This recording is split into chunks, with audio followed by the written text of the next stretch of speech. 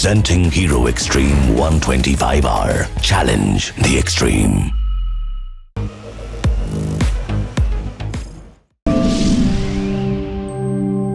खासदार डॉक्टर श्रीकांत एकनाथ शिंदे यांच्या पुढाकाराने मुख्यमंत्री लाडकी बहीण कुटुंब भेट योजनेचा हातकणंगले लोकसभा मतदारसंघातील अभियानाला नृसिंहवाडीत श्री दत्तप्रभूंचे आशीर्वाद घेऊन सुरुवात करण्यात आली.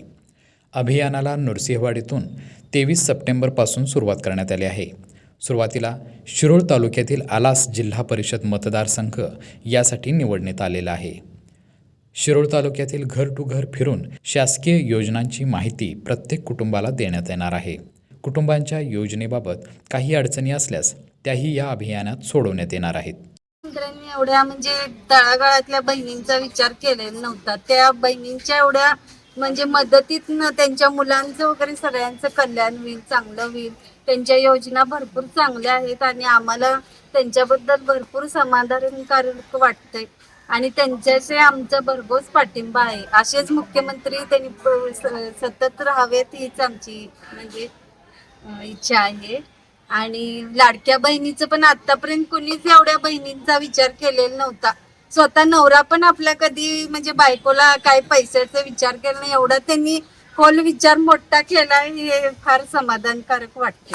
मुख्यमंत्री तथा शिवसेनेचे मुख्य नेते आदरणीय एकनाथजी शिंदे साहेब यांच्या संकल्पनेतून व शिवसेनेचे खासदार डॉक्टर श्रीकांत शिंदे साहेब यांच्या पुढाकारानं शिवसेनेच्या वतीनं मुख्यमंत्री माझी लाडकी बहीण कुटुंब भेट अभियान या ठिकाणी राबवण्यात येते. त्या अभियानाचा हातकणंगले लोकसभा मतदारसंघातला शुभारंभ आज नृसिंहवाडीतून युवा सेनेच्या मार्फत करण्यात आलेला आहे.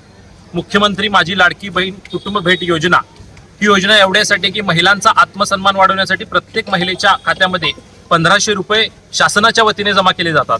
त्याचबरोबर महायुती सरकारच्या माध्यमातून घेतलेल्या विविध योजना त्याचा प्रचार आणि प्रसार करण्यासाठी शिवसेनेचं युवा सेनेचे अभियान या ठिकाणी हाती घेण्यात आलेलं आहे. महिला भगिनींशी संवाद साधण्यासाठी, त्यांच्या अडचणी जाणून घेण्यासाठी व आदरणीय एकनाथभाई शिंदे यांच्याबद्दल त्यांची कृतज्ञता जी आहे किंवा त्यांच्या मनात जे साहेबांना आशीर्वाद द्यायचे आहेत ते जाणून घेण्यासाठी युवा सेनेच्या माध्यमातून शिरोळ तालुक्यातल्या प्रत्येक घराघरात हे अभियान राबवण्याच्या दृष्टीनं त्याची आज सुरुवात या ठिकाणी युवा सेनेच्या माध्यमातून करण्यात आली. लाईव्ह मराठीसाठी कुरुंदवाडहून कुलदीप कुंभार.